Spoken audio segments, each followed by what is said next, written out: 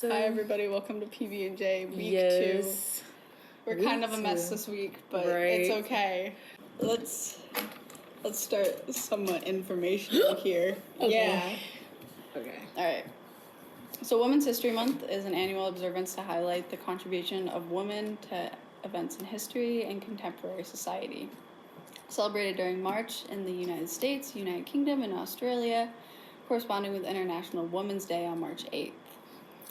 It's observed during October in Canada because they corresponded to the celebration of Persons Day on October 18th.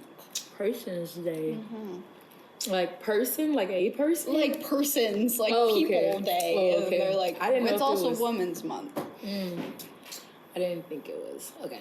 Yeah. Well, with women's history, I think that we're almost towards the end of the month now, and this whole month has genuinely, I guess, been about like character building for me or whatever. And like, I definitely can see, like, as a woman, I think that is really hard for us to, I think that is more common in women to seek validation in other people than like males, because I think males are just have this natural like dominancy alpha mindset to where they don't always feel like they need that validation or dependency on anyone else.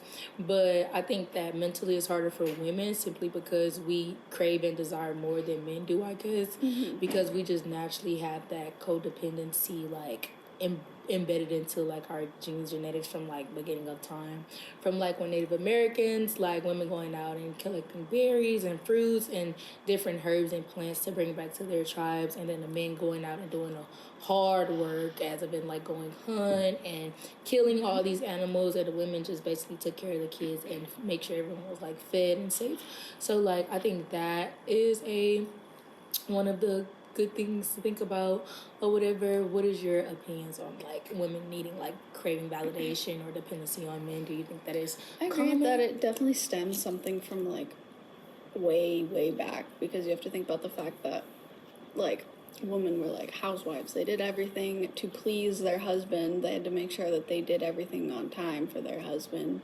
Everything was for their kids, for their family, like not really for themselves. So like it's just kind of like in our nature, like we do things to please other people. Okay, I definitely agree with that. I definitely was not thinking about like kids to like an extent, but I do definitely see like the wanting to like please for some reason, even though like sometimes like I don't mind it, but I think it starts to take a toll on us when it's not appreciated by others. So when we're like constantly doing something but we don't feel like it's appreciated anyway, it just makes us like be like, okay, like I'm going out of my way, breaking my neck for you, and you're not seeing that I'm breaking my neck when my neck is clearly broken. How dare you? And the audacity. We're also playing Jenga while we're doing this. Right. Just a little FYI. Okay. Of course I would drop the piece. Okay. Let's talk women in sports.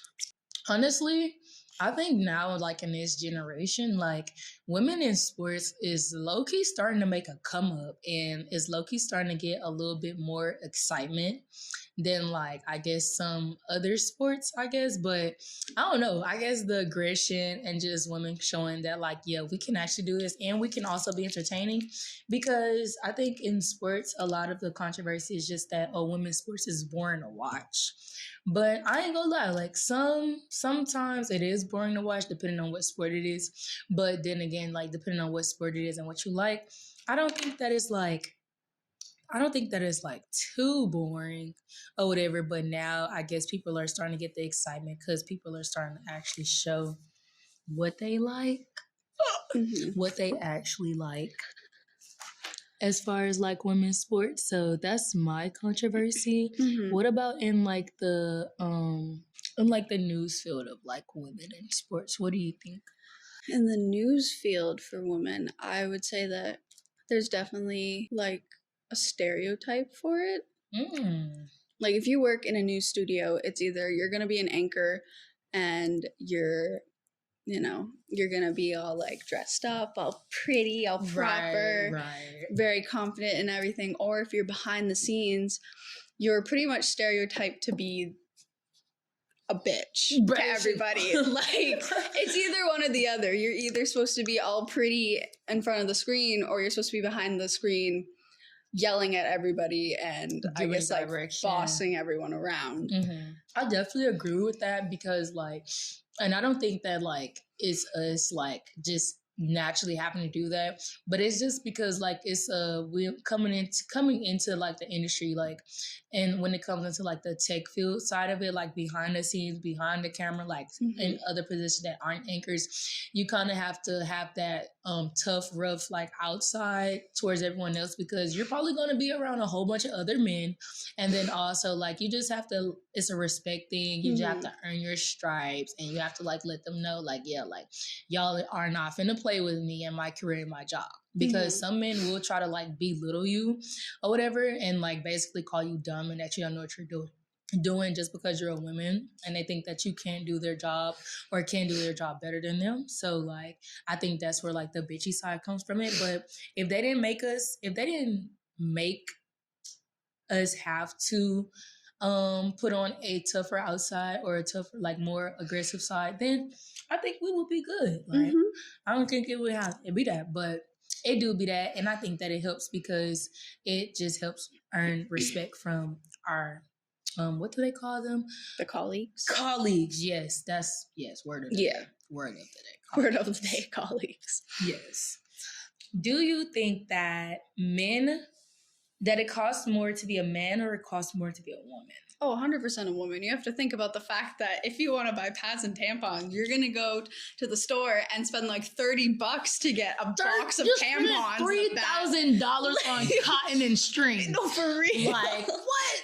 Like, we're literally, why is this not free? Nobody can prevent this. Literally, like, what are we supposed to do? They're what like, do you do if you can't afford that? You just stink. You're just bleeding everywhere. Like, you literally stink and you just bleed everywhere. Like, what are we doing? Why is a box of tampons $12? $12. Like, and even if you want to get like a small like 20 pack of panty liners, you're probably coming off at least still like $7. $5. So yeah, I think that it definitely costs more to be a woman. And then like to upkeep yourself, like that costs a lot of money. Yeah. And then like if you're, depending on like the type of girl you are, if you're like more of like I guess like boutique, like pearls type of girl, you're gonna be coming off more money for like luxury items. But like men, what do? Like wash their butts, brush their teeth. Like most men don't even they buy that. Some deodorant, maybe they have some like shaving cream and aftershave. Yep. Like 50 in one, and they literally like if I put that stuff in my hair, I'm never recovering. You're going bald. You will be like the amount of different products that you just simply that like you have to get, like you like unless your hair is like some magical hair type that can handle it. Unless you're Rapunzel, like, and even like Rapunzel. If you can handle a 2-in-1, good for you. You don't have to spend $10 on shampoo and then the $10 on conditioner. Not to mention my hair is always colored 99% of the time. And then there's hair dye because like some people, you either just have fun with it or you just don't like your hair color. That's like some people just don't. As simple as that. And I choose not to be one of those people because I'm going to go to get some bleach every time. And yes, I'm going to color my hair because if I don't like the color, yes, I'm changing it. And then what comes with that. And so like I said, more hair care, body care, then makeup, face care, like all that stuff. Like it's just constant.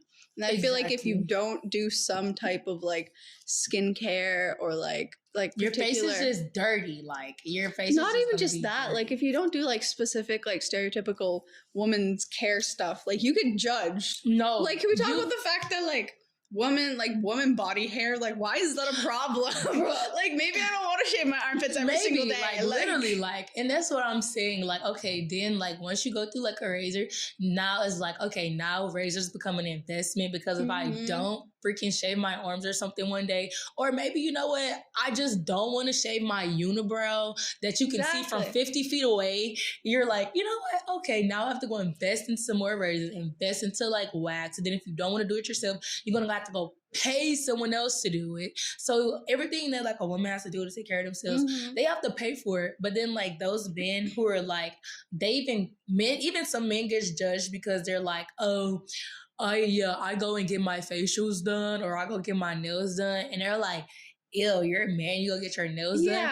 He just want a pedicure and get his nails clean. Like, I literally see that black abyss under your nails. You need to go clean that, sir. You need to literally go take care of yourself. Mm-hmm. But even then, like, they're not paying like extra money for acrylic or gel polish. They're going to get a clean coat and they're going to get some shape up and literally file their nails and clean cut and top coat. But no, like if you're a woman, like you're going to probably get some lint. You might get some acrylic. Sometimes you might get some gel.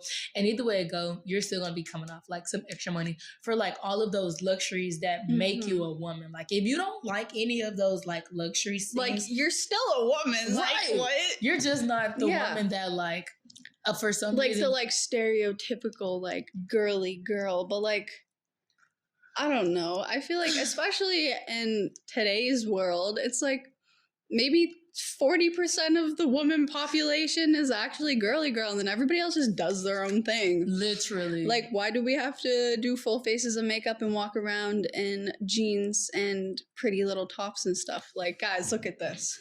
We've got sweatpants with socks that are the same color as the sweatpants, a tank top and a sweatshirt. I realize I've had these shoes since 2019. Yeah. We're in 2024, guys. No, exactly. But the fact that our clothes are so expensive, why are bras $30? Like a singular bra. Literally, that's what I'm saying. Like, why? Like, just for like a simple like tank top. If you're not even at Walmart, you're gonna pay $10 for a tank top. You're gonna pay $10 for a piece of fabric, and 2 strings. That's literally it for 10 dahilios. And like she said, why is a bra $30? And then you don't have a bra on, they're gonna be judged.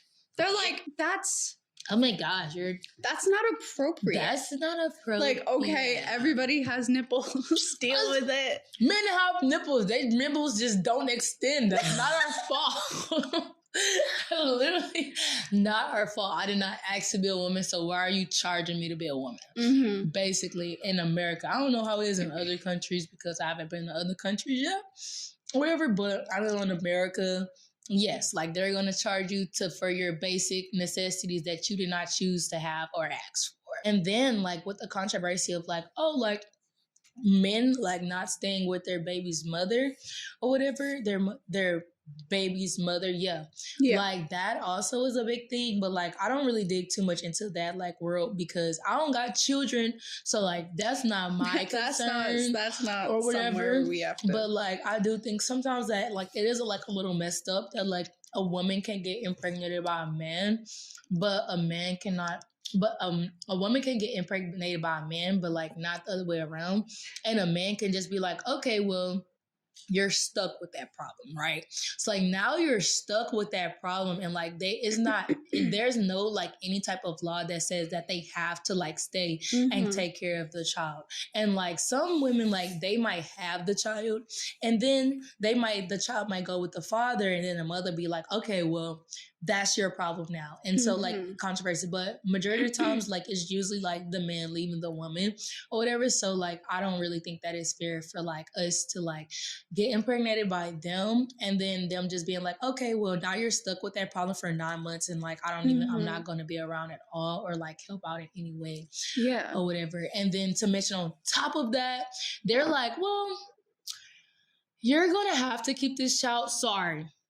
It's just how it is. And like, what abortion? Yes. Can we talk about that? Literally. Like, why is that?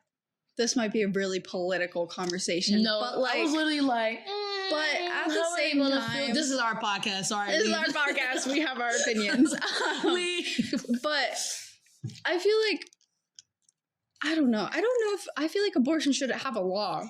Mm-hmm. Like, for sure. Like, if you're against abortions, good for you. If you're not against abortions, good for you.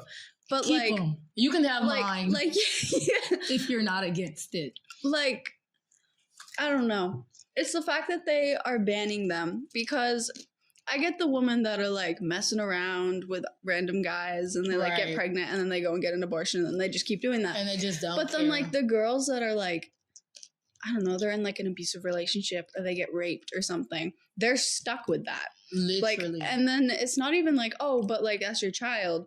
But if you have a child and it's from a horrible part of your life, literally like a traumatic experience, you're looking at trauma for like the your rest child of your life. is literally your trauma like, in a human. Literally, so it's like I can't even like heal. Like me personally, I don't think that I would probably be able to heal from it. But it's like actually I lied. Because it's like I'm looking at like this walking being, like, and you're thinking of it, and I'm like, I had this kid because of this specific reason. Like you can't even look at your child and be like, you know, like, I'm so happy I had them. Like, yeah, sure, you could be happy that I had the child, but like, it's just the thought of like what happened to lead up to having have that, and the fact that like women don't necessarily always have the choice now. Yeah, I definitely think there should be like restrictions to it, and there should be like a law specifically for abortion, but like completely like banning it is really kind of like, okay, like this is the land of the free, but basically like you're taking away my free will to do whatever I want. So like y'all are definitely messing with like the free will part of what we're supposed to have, but like we don't really have that. So women in school? Yes, women at the school. Women here, I think women at the school definitely have like, I think women at this school definitely have that like office role type of deal. Like I think in like almost every like office like position, like it's nothing but women. Like in academic support, there's nothing but like there's only 2 guys in academic support, and that's literally Dan and Jonah just came in recently. So like the stereotypical of like women and how in office jobs, like we're literally still sitting around and on a computer, basically not doing the hard work, if that makes sense. So it's like, yeah, now we can go out and work, but like those hard work, like those hard labor jobs, it's hard for us to obtain those. So it's like, are we really in a better situation, or is it just in a different format now? Yeah. So it's like, all right, like, yeah, you're not going to cook and clean and you're not going to go out there and chop wood, but you're just going to sit in front of a computer and type. Right, I feel like with our campus, what was that? It was, oh my bad, Celine. I feel like on this campus we have like every like different type of woman. No, literally. Like whether it's like the super girly girl or like the tomboy, and like even like sexuality wise, like I feel like I'm scared being a woman on this campus. It's like it feels almost like a confidence boost on this campus. No, because it's like girls supporting girls up here, right? And like the guys, like even like baseball, typical like baseball guys, they're usually like the stereotypical for like shitting on women or whatever with the baseball personality. Or maybe I'm just not around them enough to really say if they have like the whole like, oh yeah, like we low-key hate women mentality and they're low-key useless type of deal. But from so far, I definitely agree. It's definitely like an empowering thing here or whatever, like, because you're just always going to get like support in like some way, like somehow. So yeah. I think that is pretty cool or whatever. Even like the custodians, like our custodial staff is pretty balanced, I would say, at least. Like there's a good amount of men and there's a good amount of like women that also work in the custodial staff. So like, that's pretty good. There's this like stigma that princesses, like basically guys do not care about princess stories as much as like women do or whatever, because like, okay, it's just as a guy, like princesses is not a common thing in her timeline. So like, of course he's not gonna know about Snow White. He probably doesn't even know that she had the apple basket or whatever. Like, I feel like watching princess movies and stuff was like not necessarily like not any guys watched it, but like mainly it was girls that watched it or like guys that had like sisters. Yeah. Because like obviously I watched them growing up, and then my little brother, since we had most of the movies, he would watch them too. And stuff. But I don't know. I feel like a lot of parents, when you just have boys, like they're just gonna buy the typical boy movies. Like they're gonna watch Cars and they're gonna watch like The Lion King and stuff. Like definitely like, most kids most like parents of like just boys aren't gonna go out and buy their kids Sleeping Beauty and Cinderella and stuff. I mean, the like stereotypical stuff when you're like growing up as a girl. Because it was like when I was younger, I wanted a train set, okay? Oh. And you know what? All of my family kept giving me Barbie dolls. Bruh. And I was like, I want trains. What guys. Am I doing with these? And my parents were like, get her a train set. And people were like, no, she's like a 4-year-old girl. She doesn't want trains. No. I wanted trains, guys. I wanted that train set.